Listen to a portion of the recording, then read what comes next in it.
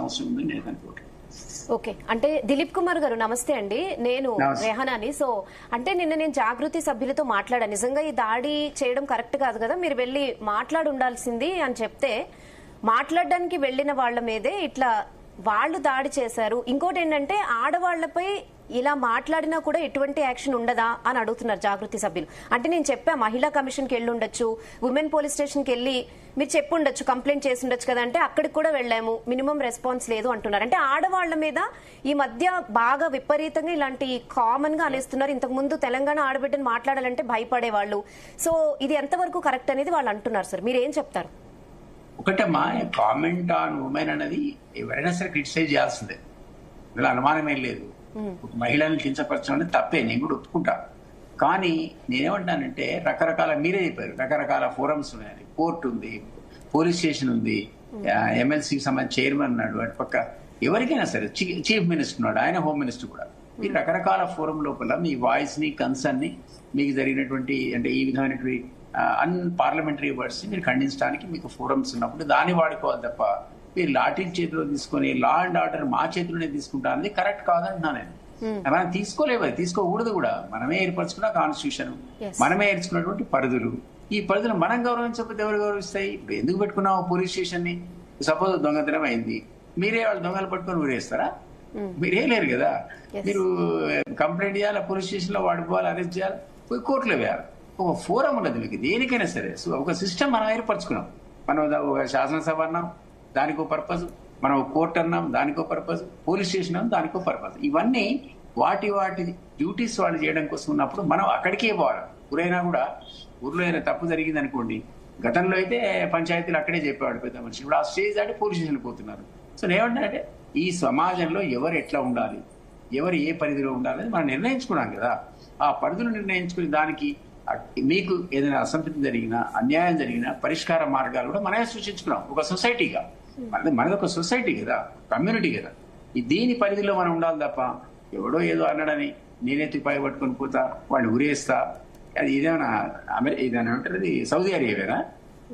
దొంగతనం చేస్తే చేయి నరికేయడానికి, ఆడవదాని వైపు చూస్తే కళ్ళు పీకేయడానికి, లేదా మర్డర్ చేస్తే రాళ్ళు పెట్టి కొట్టి చప్పడానికి అక్కడ ఉన్నటువంటి లాస్ కావు కదా ఇవి. మనకు వేరే లాస్ ఉన్నాయి. సో దాన్ని మనం పరస్పరం గౌరవించుకోకపోతే ఎట్లా అన్నది క్వశ్చన్. డెఫినెట్లీ మహిళలను కించపరచకూడదు, వాళ్ళు గౌరవించాలి. తప్పు జరిగితే ఎస్ మీరే అన్నట్టు సెవరల్ ఫోరమ్స్ రిప్రెంట్ చేయాలి.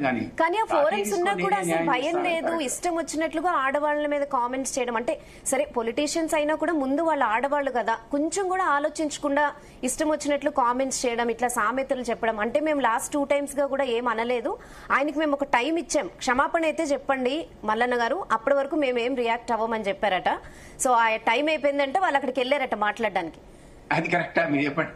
నేను కరెక్ట్ కాదని చెప్పాను. నేను యాక్చువల్లీ నేను అదే చెప్పాను, ఉమెన్ కమిషన్ ఉంది, పోయి జస్ట్ లైక్ దట్ టైం ఇచ్చామని రియాక్ట్ కాలేదు, రెస్పాన్స్ ఇవ్వలేదని కట్టలు పట్టుకొని పోతారు ఇంటి మీదకి. వాళ్ళే దాడి చేశారని వీళ్ళు అంటున్నారు. మీరు చూసారు కదా విజువల్స్, మీ విజువల్స్ లో చూసాను నేను. లాఠీలు పెట్టి కొట్టడం, వాళ్ళ ఫర్నిచర్ ఎత్తేయడం, పూలకుండీలు ధ్వంసం చేయడం, ఆయన మీద ఎగబడడం, వాళ్ళ తలుపులు పెట్టుకొని గన్మెన్ బయటికి గాలిలో కాల్పులు రావాల్సిన పరిస్థితి అనేది వాళ్ళ క్రియేట్ చేసిన అట్మాస్ఫియర్ లో వచ్చింది. అది కనపడుతుంది. నేనే ప్రత్యక్ష సాక్షిని కాదు, కానీ మీరు చూపించిన విజువల్స్ లో కనపడుతుంది ఇక్కడ వాళ్ళు అటాక్ చేశారని. మరి వాళ్ళు ఏం చేసుకోవాలా, డిఫెండ్ చేసుకోవాలా వద్దా? అంటే దిలీప్ కుమార్ గారు, అంటే ఇలా కామెంట్స్ చేయడం అంటే ఆడవాళ్ళు అనడం సరే, పొలిటికల్ గా మాట్లాడుకోవచ్చు, విమర్శలు ప్రతి విమర్శలు ఉండొచ్చు, కానీ ఆడవాళ్ల మీద ఇలాంటి కామెంట్స్ ఇవన్నీ మంచిది కాదు కదా. సో మీరేం చెప్తారు అందరికి? అంటే ఇది ఇక్కడికి ఆగిపోతే బెటర్ అని వాళ్ళే అంటున్నారు మళ్ళీ.